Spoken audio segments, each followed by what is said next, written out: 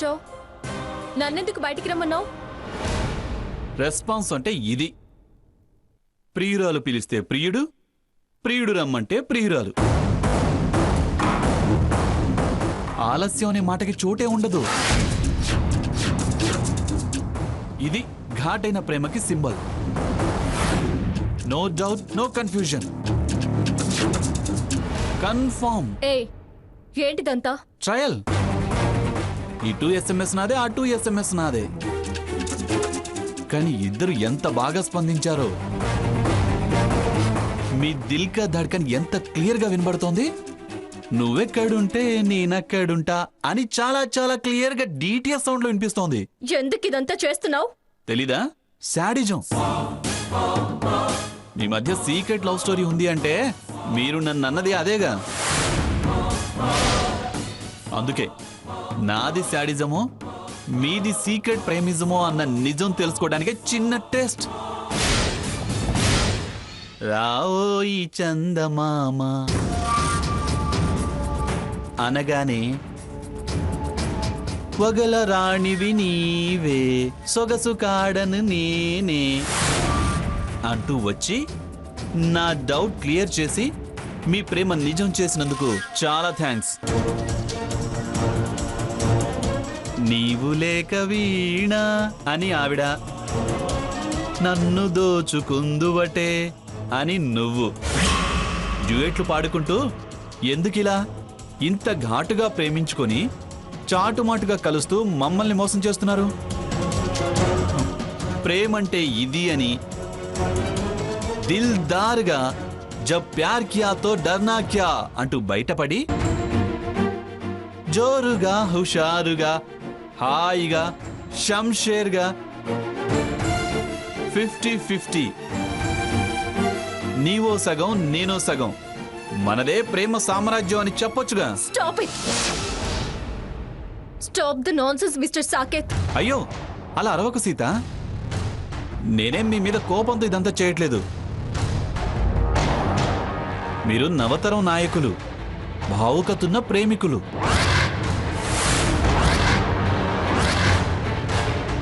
మీరు ప్రేమికులకు ఆదర్శంగా నిలవాలని నా కోరిక.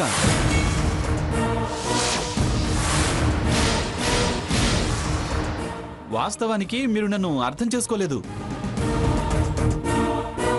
కారణం నాకు సరిగా ప్రవర్తించడం తెలియదు.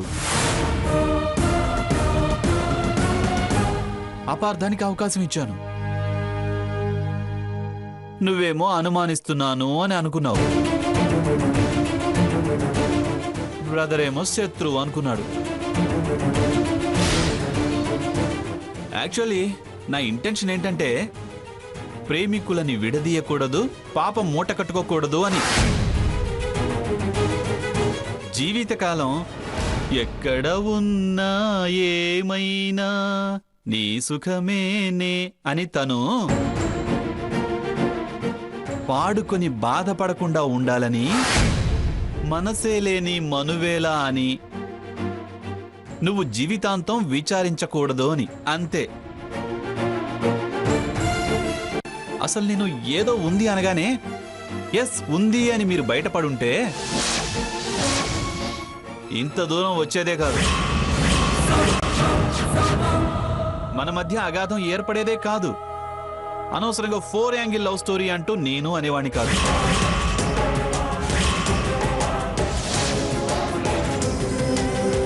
మీ దారిన మీ పెళ్లి, నా దారిన నా పెళ్లి జరిగి 2 జంటలు అవుట్ ఆఫ్ ఇండియా హనీమూన్కి వెళ్ళుండేవి.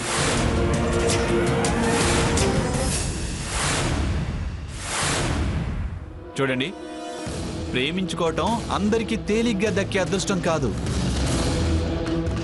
మీకు దక్కింది. ఆ అదృష్టాన్ని ఒకరు అమ్మా నాన్నల కోసం, మరొకరు మరో కారణం కోసం కాలదన్నుకోవద్దు. అలాంటి ప్రయత్నం చేశారు కనుకే మీరు ఇలా బాధపడాల్సి వస్తోంది.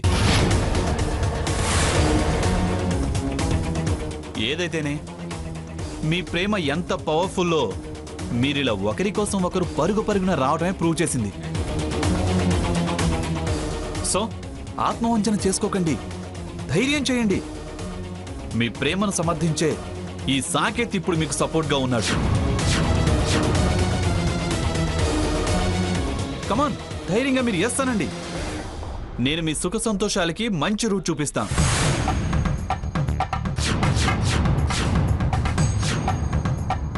చూడు, రాత్రిపూట ఇలా మా ఇంటికి వచ్చి అతను ఇక్కడికి వచ్చేలా చేసి నన్ను బయటికి రప్పించి దానికి ఏదేదో అర్థం చెబుతూ నీ అనుమానాలకి సాక్షులుగా నిలిపే పిచ్చి ప్రయత్నాలు చేయకు. నువ్వు అనుకుంటున్నట్టుగా మేమేం ప్రేమించుకోలేదు. అసలు మాకు ఆలోచనే లేదు. అరుచి నిన్ను అవమానించక ముందే ఇక్కడి నుంచి వెళ్ళడం మంచిది. అరిస్తే అవమానపడేది నువ్వు కానీ నేను కాదు. రేపు పెళ్ళనగా రాత్రి మరో మగాడితో హారు బయట మంతనాలేంటని ఇలా కలిసిన మిమ్మల్ని నిలదీస్తారు కానీ నన్ను కాదు. ఇప్పటికైనా నన్ను అర్థం చేసుకోండి. మమ్మల్ని బయటికి పిలిచి అవమానిస్తారంటావే? దీనికి సాక్ష్యం లేదు. ప్రత్యక్షంగా మీరు మాత్రమే ఉన్నారు. ఇంకా ఎందుకు, నా మాట విని నేను చెప్పినట్టు చేయండి. ఏయ్, ఏంటి నువ్వు చెప్పేది? కోటలోని రాణిని తోటలోని రాముడు గుర్రం మీద ఎత్తుకెళ్ళినట్టు నువ్వు సీతని తీసుకుని, ఇంగ్లీష్లో ఏమంటారు, జంప్, అదే తెలుగులో పారిపోవడం, పచ్చిగా చెప్పాలంటే లేచిపోవడం అంటారు.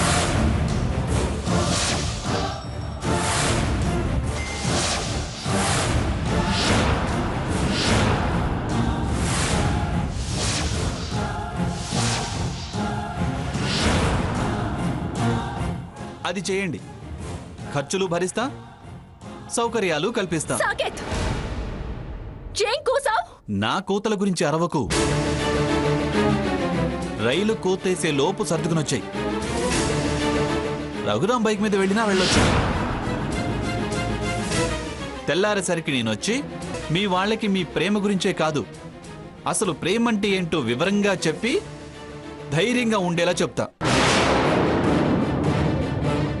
ఓకేనా? భయపడకు సీత. Are you mad? ఎందుకు అలా పిచ్చి వాళ్ళ ప్రవర్తిస్తున్నావు?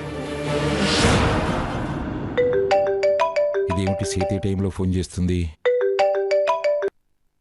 హలో, సీత పెళ్ళైపోతే ఇక్కడ నువ్వు, అక్కడ సీత పిచ్చోళ్ళు కాకుండా ఉండడానికి.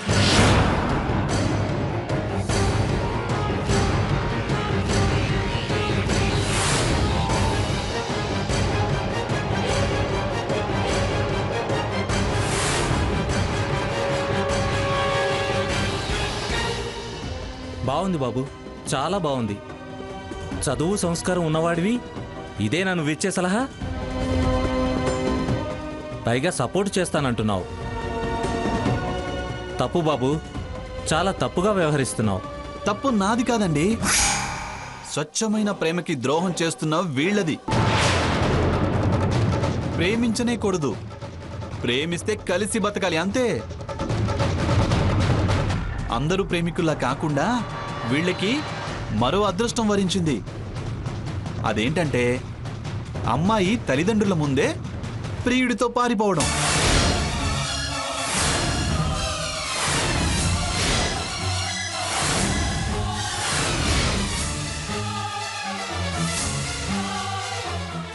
కాదు లేదు అంటే మళ్ళీ అలాగే వాగుతావే. మర్యాదగా ఇక్కడి నుంచి వెళ్తావా లేదా? మీరు బైక్ ఎక్కాక నేను tata bye by all the best చెప్పి మరీ వెళ్తా. Shut up. Start urgent. Late చేయకు బ్రదర్. ఆలస్యం చేస్తే శుభముహూర్తం మీ మధ్య అగాధం ఏర్పరుస్తుంది.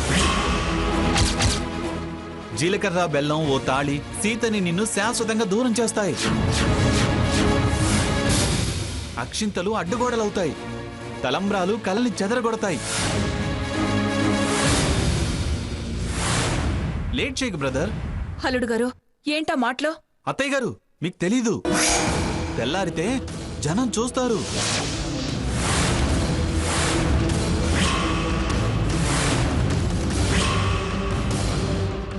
అసలు ఆచారం ప్రకారం ఈ లేచిపోవటాలు రాత్రిలే చేస్తారు.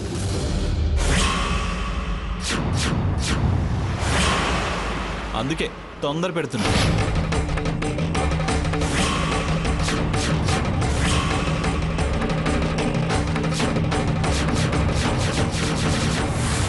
దగ్గరుండి లేచిపోయే ప్రేమికులకి చేతులూపే అదృష్టం అందరికీ రాదు.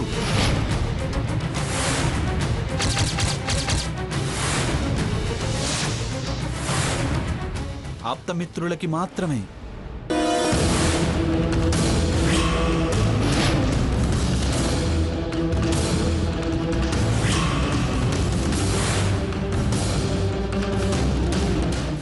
ఇలా అయినా మీ స్నేహితుడయ్యే అవకాశం ఇవ్వండి. నోర్మై రాస్కెల్.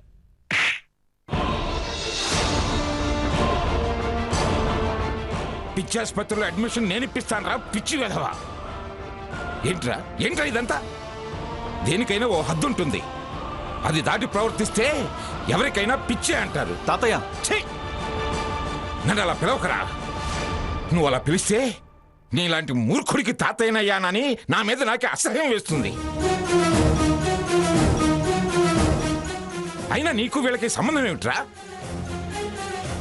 వాళ్ళు ప్రేమించుకుంటున్న వాళ్ళు అని నువ్వెవడు అలా తేల్చడానికి? ఏం హక్కుందని, ఏమవుతావని రా నువ్వు వాళ్ళకి వెధవ సలహాలు ఇస్తున్నావు? వీడు చేసిన తప్పుకి నేను క్షమాపణ అడుగుతున్నాను. దయచేసి క్షమించండి.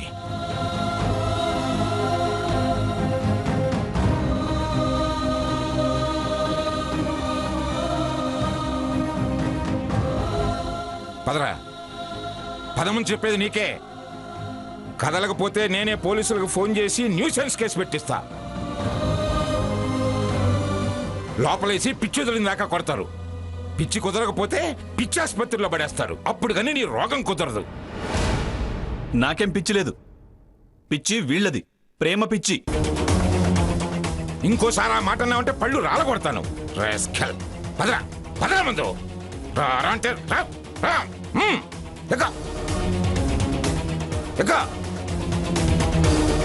ఎక్కరా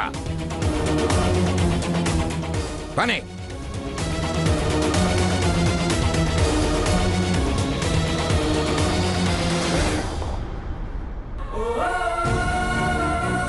సారీ సీత గారు. నువ్వేం చేసావు బాబు సారీ చెప్పడానికి?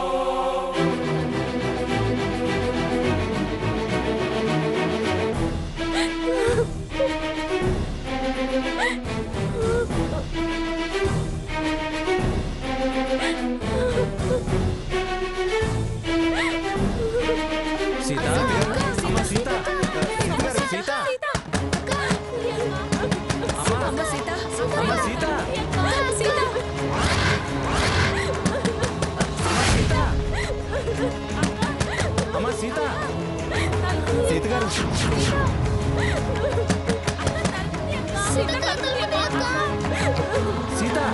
సీత ఐడియా. సీత రేకిట్టు. ఓకే బావా. సరే పద. ఏంటో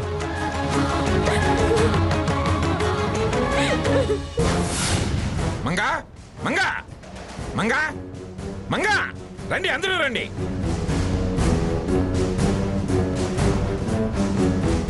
ఏమిటంత పెద్దగా అరుస్తున్నారు? నేను అరవటం కాదు. నీ మనవడు పిచ్చెక్కిన వాళ్ళగా వీధిలో ఎవరి మీద పడితే వాళ్ళ మీద అరుస్తున్నాడు.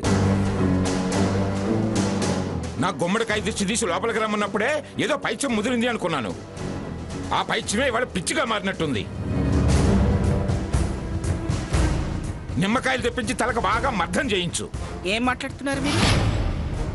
ఏం చేశాడని అలా అంటున్నారు? చెప్పరా, నువ్వేం చేసావా ఘనకార్యం చెప్పు.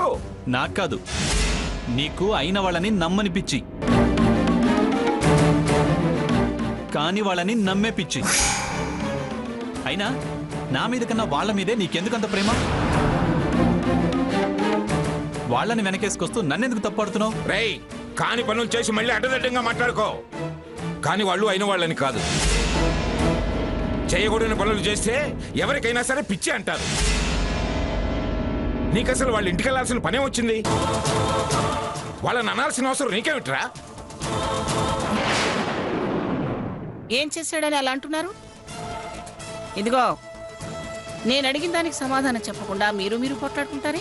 ఏం సమాధానం చెప్పమంటావే? ఏం సమాధానం చెప్పమంటావు? రేపు పెళ్ళవలసిన పెళ్ళింటికి వెళ్ళిందే కాక అక్కడికి ఆ రఘురామును పిలిచి, అసలు ఆచారం ప్రకారం ఈ లేచిపోవటాలు రాత్రిలే చేస్తారు. దగ్గరుండి లేచిపోయే ప్రేమికులకి చేతులూపే అదృష్టం అందరికీ రాదు.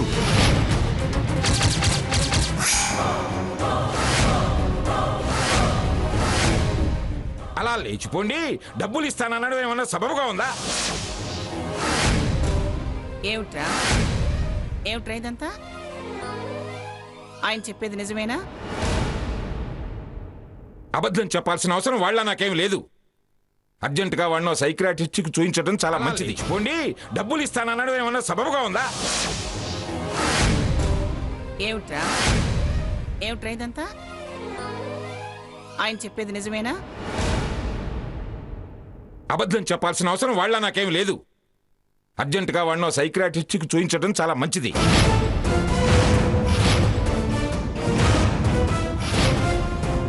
మంచి సలహా ఇస్తున్నారు మావయ్య, చాలా మంచి సలహా ఇస్తున్నారు. తీసుకెళ్ళండి, ఒక మంచి సైక్రటిస్ట్ కు చూపించి పిచ్చి పట్టిందని ముద్ర వేయించండి. ఏంటమ్మా ఏంటి నువ్వు అనేది? లేకపోతే ఏంటి మావయ్య, వాడు పిచ్చిగా ప్రవర్తిస్తున్నాడు, ఆ తప్పు చేశాడు ఈ తప్పు చేశాడు అనటమే కాని అసలు వాడు అలా ప్రవర్తించడానికి కారణం ఏంటని ఏ రోజైనా ఆలోచించారా? నిప్పులేందే పొగరాదు అంటారు.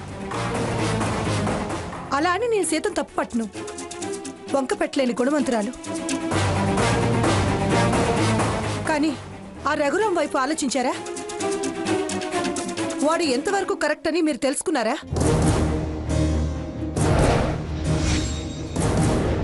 వాడేదైనా దుర్బుద్ధితో ఈ అమ్మాయికి చెడు చేసే ప్రయత్నంలో ఉన్నాడేమో, ఎవరికి తెలుసు? ఏమి లేకుండా వీడెందుకంటాడు? మనం చూడండి, వీడేదో చూసుంటాడు. మనకు తెలియంది వీడికేదో తెలిసింది, అందుకే వీడిలా ప్రవర్తిస్తున్నాడు. దేనికైనా ఓ పద్ధతి ఉంటుందమ్మా, కానీ వాడు ఆ పద్ధతి తప్పాడు. అలా మీరు అనకండి మావయ్య. అసలు వాడు ఎలా ఉండేవాడు, ఎందుకులా మారిపోయాడని మీరు ఏమైనా ఆలోచించారా? అత్తయ్య గారి పెంపకం నెంబర్ 1, ఆవిడ పెంపకంలో నెంబర్ 1గా పెరిగాడు. వీడి మంచితనం మనకు తెలుసు.